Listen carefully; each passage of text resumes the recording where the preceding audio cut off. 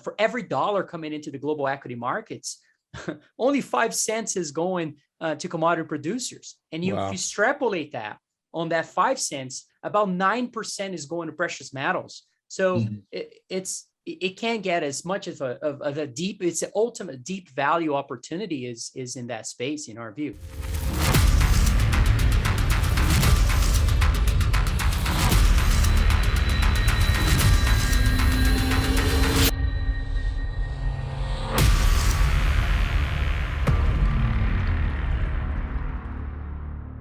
Hi, everyone. Thanks for joining and welcome back to Wall Street Silver. Joining us today is Tavi Costa, Portfolio Manager at Crescott Capital. Tavi, it's great to see you again. Hey, thanks for having me again. Looking forward to this. Yeah, it's an absolute pleasure having you.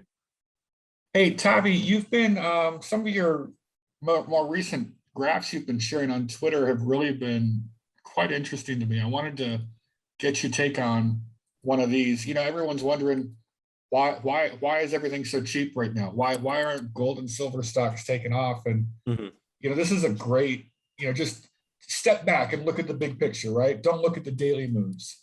And I think this one that you put out is really just sets that up. What are you trying to show here? Well, I think this chart tells a lot of the story of what's happening in the markets as far as the overvaluation in general of equity markets relative to commodities. But as far as the opportunity, we've seen what we call the gray rotation out of those, very expensive multiples, kind of mostly in the technology sector. And so we've been, as far as the portfolio, we've been short a lot of software names to hedge our long positions on commodities. And this chart, we've seen parts of this great rotation. Software companies, most of them already peaked back in February. Well, we think there's a high likelihood that this was actually the peak for those companies. So it's important to think about the leadership of the market changes every 5 to 10 years. And most of the dollars that have been coming into the equity markets has been going solely to technology sector. Now, if you look at the growth stocks today, about 50% of them are technology companies. Only 45% of those companies are actually profitable. So there's a lot of dynamics going on. Most of that money, those are the crowded positions. The top 50 hedge funds, for instance. That's the chart that you're showing. It's insane. And the usual argument to this is that, but those companies make a lot of money. No, I just said 45% of them actually make money. It's being masked by most of the very large cap companies. And again, there was a chart, not sure if you can show that I posted recently, showing the PE ratio of the top largest companies in the S&P 500 or actually the US equity markets.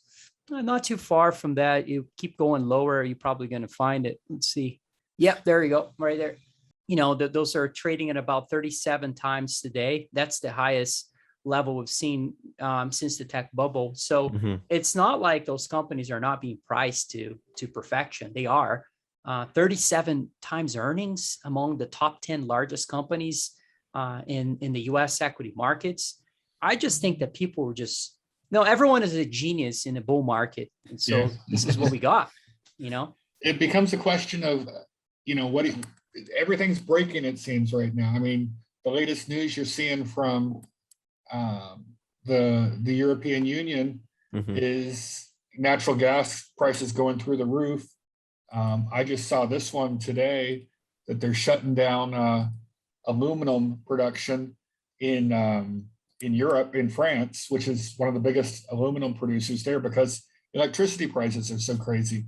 I mean, I know that's not your specialty, that's not your area, but it seems like lots of things are breaking, and the market is just at crazy high multiples right now that I just can't really justify with all the things that just don't seem to be working right in the economy right now. Are you surprised, or is this just easy money still? Think about what holds the equity market and financial system today. Really is, number one is the low cost of capital. Number two is this excess of liquidity we're seeing from central banks and fiscal stimulus. And what prevents those institutions of continue to do that certainly is something called inflation. And so I think that we are in a transition where investors are starting to connect the dots, not the stupid FOMC dots. I'm talking about the inflation dots relative to valuations.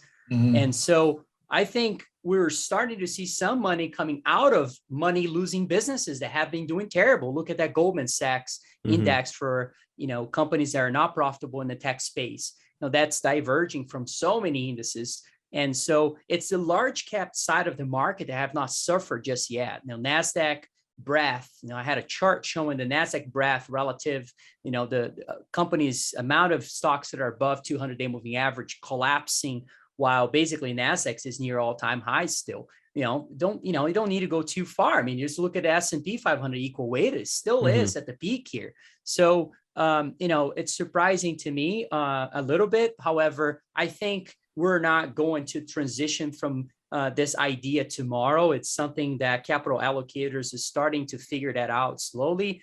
High duration assets, growth stocks are all justified by low cost of capital. I'm not sure if that's going to be the case. I mean, what we have today in regards to the lack of prudence in general from fiscal and monetary side, and on top of it, you have this wage growth spiral that I think it's happening under the surface. And on top of it, you also have this restriction from developing, exploring, and producing commodities in general by political effort to prevent that from happening through the Green Revolution. So it's difficult to not see the outlook for inflation not being sustainably higher going forward. And how in the world will those software companies and high duration stocks in general be able to sustain those valuations? I think it's a hell of a short, in my opinion, if you're a fund. And a lot of people talk about that. Very few people actually put the position on. And so certainly we have that. And it's been difficult. It hasn't been easy, but I think the time's coming. It's certainly the signs are there. One of the things you just mentioned, it's getting more and more difficult to get these metals for political reasons, or whatever the reasons are. And we talked before the interview, you mentioned Mexico and South America. The politics is changing. We just had a new president elected in Chile, considered very left-wing communist affiliations. Does that affect, copper production, silver byproduct, things like that long-term? Is that something you're worried about? You invest in a lot of these companies. Yeah, 100%. It's been a very worrying about, the South American type of shifts that we're seeing in politics. There's no doubt. And Brazil is another one is going to have elections next year and could be another one that may have a total shift to the left side. And, it's a problem. Most of those natural resource projects that are, really high quality are from South America, but there are enough quality projects coming from Canada. So what created to us an opportunity to focus more in Canada, no doubt. And there's enough projects in Canada's, the US, other developed economies like Finland is a great example, Australia. So, but, just a incremental dollar that is coming into the space is being chasing this technology side of projects. When you look at the CapEx trends of the technology versus commodity producers, it all makes sense. You just see this major divergence between the two, where commodity producers have not been able to spend much money, perhaps partially because of the politics. Secondly, because of, they've been forced to be conservative with capital. The list goes on. And so at what point does that drive a real shortage of materials going forward? It was inevitable we're going to hit some sort of shortage of materials, aside from the issues with the pandemic. For every dollar coming into the global equity markets, only 5 cents is going to commodity producers. And if you extrapolate that on that 5 cents, about 9% is going to precious metals. So it can't get as much of a deep, it's an ultimate deep value opportunity is in that space, in our view. So this is the chart that sort of lays that out. It basically is just saying there's massive underinvestment going on in a lot of these commodities that the economy needs, and especially the green economy, copper and silver especially. Walk us through this, what you're thinking with this chart. Well, there's a lot of reasons behind this chart, and one of them, it goes back to the commodities to equity ratio chart. It's the same idea. Now, there's a fundamental question we ask ourselves internally here at Crescat Capital, which is, when was the last time any major producer has developed a new mine a new gold or silver mine? Looking at Newmont and Barrick and so forth. And the answer is not in a very, very long time. And if you extrapolate the same idea and go to the basic metals type of producers, you can name any of them, and we haven't seen any of those companies develop new mines. So it's a real struggle. There's definitely a geological component that is challenging to find metals in general today. But on top of it, it's just, I think there's a miscalculation from, the fiscal policy side of not understanding how long it takes from the discovery to producing phase of any project, and how long it takes to do that. If you're lucky, it takes about, 10 years. Are these companies just finding it easier just to, okay, they've already got the infrastructure, the mill or the roaster or whatever it is they built in one location. It's easier just to do brownfield, keep pushing out the boundaries of the current mine as opposed to go building somewhere else where you need a whole new permitting structure and all that. It's just easier to, I don't know, stay where you are and just keep squeezing every last dollar of value out of the infrastructure you built. Is that why they're not building new stuff? Look, I wish I had a chart for active drilling in greenfield for the major producers. Here's an idea for somebody to come up with that. However, I am, just from a sentiment perspective, I am very sure that it's going to be near historical lows on that metric. No, just the companies. I mean, we're not a major fund. I mean, our fund is about 300 million size. Our companies are about, all the active drills that we have in companies we're invested is almost 3 times the size of all the majors combined as far as how much they're drilling. So it just gives you a sense that, there's almost nothing happening as far as exploration goes. And we think we're going to see at the age of discovery because of this. When we think about how much money has been bleeding into the industry over the last few years, few decades, I should say, you can see that, that capital bleeding part of it has not only hurt the balance sheet of those companies, but also we've seen misallocation of capital into projects that were not supposed to be funded at the time at all, because they're not high quality projects. And so, at what moment do we see, better investments, smarter investments in the exploration phase of the industry? Hopefully we're going to be part of some of those, but that's the goal. And there's not much of a smart money coming into that at all. So liquidity is very low. And, you look at the entire database of Bloomberg, there's about 2,500 companies or so.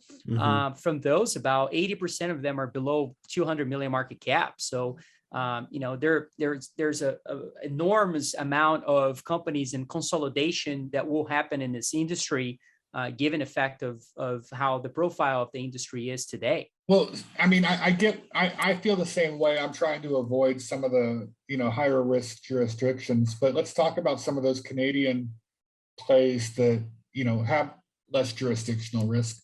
One of them is on your list is E2 Gold.